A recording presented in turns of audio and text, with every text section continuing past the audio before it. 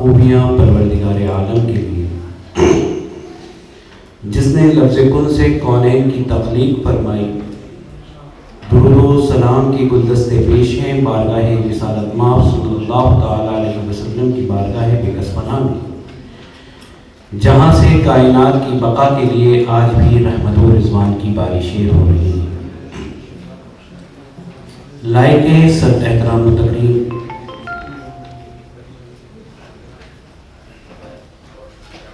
ڈین کلیہ معارف اسلامیہ جامعہ Karachi professor doctor Shahnaz غازی صاحبہ،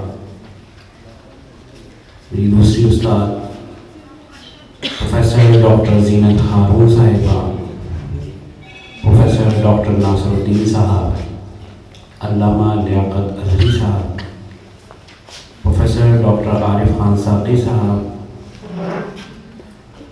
doctor عزیز الرحمان صاحب اور عزیز طالب علم دوستوں، السلام علیکم ورحمۃ اللہ وبرکاتہ۔ آج میں اس مقام پر ہوں تو اس میں ایک بہت بڑا رول پروفیسر ڈاکٹر شہناز غازی صاحبہ کا ہے۔ میڈم کو یہ یاد ہے کہ میں کوریڈور میں کس طرح آیا تھا، اور مجھے یہ یاد ہے کہ مجھے انہوں نے کس طرح پروموٹ کیا۔ ڈیبیٹ کمپٹیشن میں میرے جانے کی ہمت نہیں تھی، اور میڈم نے مجھے حوصلہ دیا تھا کہ تم ڈیبیٹ کر سکتے ہو۔ مجھے یہ بھی یاد ہے کہ ریڈیو پاکستان تک پہنچانے کا حوصلہ اور وہاں تک پہنچانے والی بھی ڈاکٹر شہناز غازی صاحبہ تھی۔ تو مجھے قدم قدم پر حوصلہ دیا، اور آج بھی جب میری تحریر ان تک پہنچتی ہے تو اکثر وہ اس کی تعریف کر کر میرا حوصلہ بڑھاتی ہیں۔ اللہ انہیں جزائے خیر عطا فرمائے، اور ایسے استاد بہت کم رہ گئے ہیں اب۔ اللہ تعالیٰ ان کا سایہ تادیر ہم پر سلامت رکھے۔ آج کی جس موضوع پر بات کرنی ہے وہ ہے بچوں کی تعلیم و تربیت، سیرتی ادب بچوں کے۔ آج الہاد کے راستے کھلے ہوئے، لبرلزم اور سیکولرزم کی باتیں ہو رہی ہیں، اور یہ کوشش کی جا رہی ہے تسلسل سے کہ کسی طریقے سے نسل نو کا تعلق اسلام سے ہم ختم کر دیں،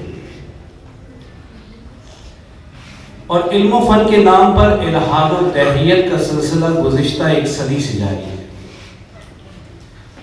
مغرب نے ہمیں ترقی کی راہ پہ تو کیا ڈالنا تھا، تعلیمی ادارے الہاد و دہریت کی نرسری بن کر رہ گئے۔ اور اقبال نے کہا بھی، خوش تو ہیں ہم بھی جوانوں کی ترقی سے، مگر لبے خندہ سے نکل جاتی ہے فریاد بھی ساتھ۔ ہم سمجھتے تھے کہ لائے گی فراغت تعلیم، کیا خبر تھی کہ چلا آئے گا الہاد بھی ساتھ۔ عزیز طالب علم دوستوں، چیزیں اپنی ضد سے پہچانی جاتی ہیں۔ اندھیرے کے بغیر اجالے کا ادراک نہیں ہو سکتا، دن کے بغیر رات کو پہچانا نہیں جا سکتا، بیماری کے بغیر تندرستی کی نعمت سے آگاہ نہیں ہو سکتے۔ تو ضروری یہ ہے اس بات کو جانا جائے کہ اس وقت ہماری سوسائٹی کے اندر بچوں کا جو ادب تخلیق کیا گیا اور جو ادب پڑھایا جا رہا ہے وہ کیسے ہے۔ تو آپ دیکھیں کہ اے لیول کے اندر جو کتابیں پڑھائی جاتی ہیں، برائے نام اسلامی اسکولز کے اندر جو لٹریچر ہے وہ مغرب زدہ ہے۔ آج کے اس مختصر لیکچر میں کوئی طویل گفتگو تو نہیں ہو سکتی، صرف نمونے کے طور پر دو اسباب کا ہم جائزہ لے لیتے ہیں۔ ایک سبق پڑھایا جاتا ہے جیک ڈیفٹ کے نام سے. ایک احمق اور بدھو بچے کی یہ کہانی ہے کہ تیسری کلاس کے بچے کو ہم پڑھا رہے ہوتے ہیں اور بہت بیوقوف سا ہے. گھر کے باہر اس کہانی کا خلاصہ بتا رہا ہوں کہ وہ گھر کے باہر بیٹھ کے گھاس چباتا رہتا ہے. دن میں ندی کے کنارے مچھلیوں سے دل بہہ جاتا ہے اور رات کو ٹکٹکی باندھ کر ستاروں کو دیکھتا رہتا ہے. اس کی ماں بہت پریشان ہے اور اس بدھو احمق سے کہتی ہے کہ تم کچھ کما کے بھی لاؤ گے یا ساری زندگی ہمارے سر پہ پڑے رہو گے؟ جاؤ کچھ کما کے لاؤ. برا بھلا کہتی ہے. جیک جاتا ہے، ایک کسان کے پاس مزدوری کرتا ہے. شام میں وہ کسان اس کو ایک سکہ دیتا ہے. ندی کے کنارے سے گزرتا ہے، منہ ہاتھ دھونے کے لیے رکتا ہے تو وہ سکہ جو ہے وہ پانی میں گر جاتا ہے. اس کی تلاش میں وہ اندر جاتا ہے اور خود کو اچھے طریقے سے گیلا کر لیتا ہے، لیکن سکہ اسے نہیں ملتا.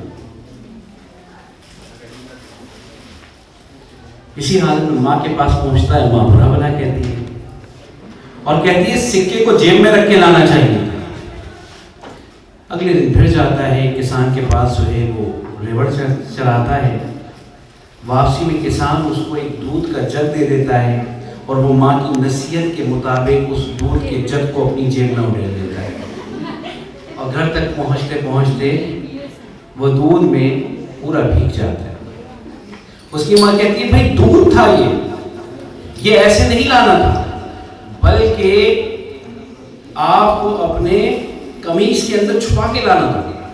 تم بہت احمق ہو، بدھو ہو، بہت سناتی. اگلے دن پھر مزدوری کے لیے جاتا ہے اور مزدوری کے بعد اس کو ایک بلی کا بچہ مزدوری میں دے دیا جاتا ہے. تو وہ اس کو پکڑتا ہے اور قمیص کے اندر چھپا لیتا ہے. جب وہ پنجے ونجے مارتا ہے تو وہ چھوڑ دیتا ہے اور یوں بلی کا بچہ بھی چلا جاتا ہے. تو اس کی ماں کہتی ہے کہ بلی کے بچے کو ایسے نہیں لانا تھا، تم بہت بدھو احمق اور بیوقوف ہو، تمہیں تو جو ہے وہ اسے رسی سے باندھ کے لانا چاہیے. اگلے دن وہ ایک قصائی کے پاس نوکری کرتا ہے اور شام میں قصائی اس کو ایک گوشت کا ٹکڑا دے دیتا ہے اور وہ گوشت کا ٹکڑا جو ہے وہ رسی سے باندھ کے لاتا ہے. راستے میں کتے پیچھے لگ جاتے ہیں اور وہ خالی رسی لے کے گھر آ جاتا ہے. ماں پھر بہت ڈانٹتی ہے، تم بہت احمق ہو، بدھو ہو، بیوقوف ہو، گوشت کے ٹکڑے کو کندھے پہ اٹھا کے لانا تھا. اگلے دن پھر مزدوری پہ جاتا ہے اور ایک کمہار کے پاس سارا دن مزدوری کرتا ہے. واپسی میں اسے وہ کمہار ایک ناکارا سا گدھا دے دیتا ہے. تو وہ کیا کرتا ہے، اس گدھے کو اپنے کندھے پہ اٹھا لیتا ہے، چل دیتا ہے. راستے میں ایک لڑکی اسے دیکھ رہی ہوتی ہے، سارا مجمع دیکھ کے ہنس رہا ہوتا ہے. اس لڑکی کی والدہ کا انتقال ہو گیا تھا، وہ اس غم میں تھی. اس نے جب شور شرابہ سنا، کھڑکی پہ آئی تو اس نے جیک کو دیکھا کہ بھائی یہ کیا. تو وہ اس کے بارے میں ڈاکٹرز نے لڑکی کے بارے میں کہا تھا کہ شدید غم میں ہے، جب تک ہنسے گی نہیں یہ نارمل نہیں ہوگی. تو اس نے جب دیکھا کہ جیک نے گدھے کو اپنے کندھوں پہ اٹھا رکھا ہے تو وہ ہنس پڑی اور جب خوشی خوشی جا کے اپنے باپ کو بتایا کہ دیکھو بھائی کیسا تماشا ہو رہا ہے. باپ نے دیکھا آ کر اور اس بات پہ بہت خوش ہوا کہ اس کی بیٹی بول پڑی ہے، ہنسنے لگی ہے. اس نے جیک کے ساتھ اسی وقت اس کی شادی کر دی کہ بھائی بہت اچھا ہو جائے گا، میری بیٹی اس کے ساتھ اچھی زندگی گزار گئی. جیک اس کے بعد گھر پہنچتا ہے تو ماں دیکھتی ہے بھائی گدھے پہ جو ہے وہ آگے آگے جیک آ رہا ہے اور گدھے پہ خوبصورت سی دلہن بھی بٹھا رکھی ہے. تو وہ بہت خوش ہوتی ہے کہ بھائی جیسا بھی ہے لڑکی کی قسمت پھولی پھولی، میرے بچے کی قسمت تو سنور گئی.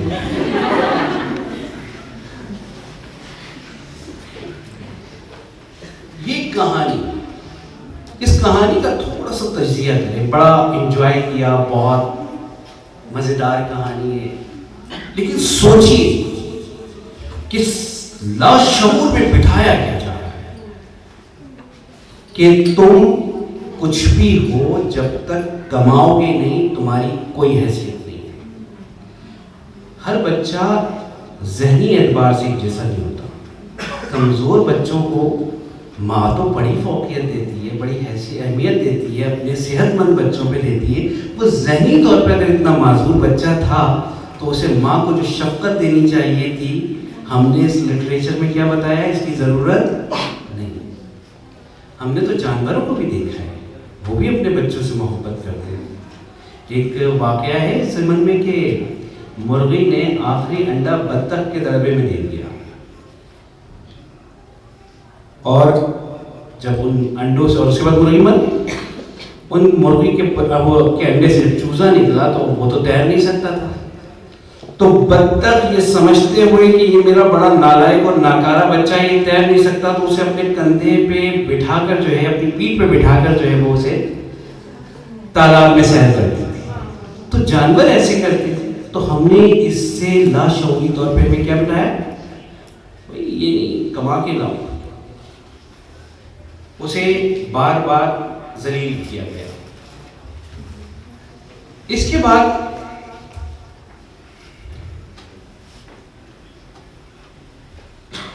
مادیت کو جو حیثیت دی گئی کہانی میں وہ اپنی جگہ ہے.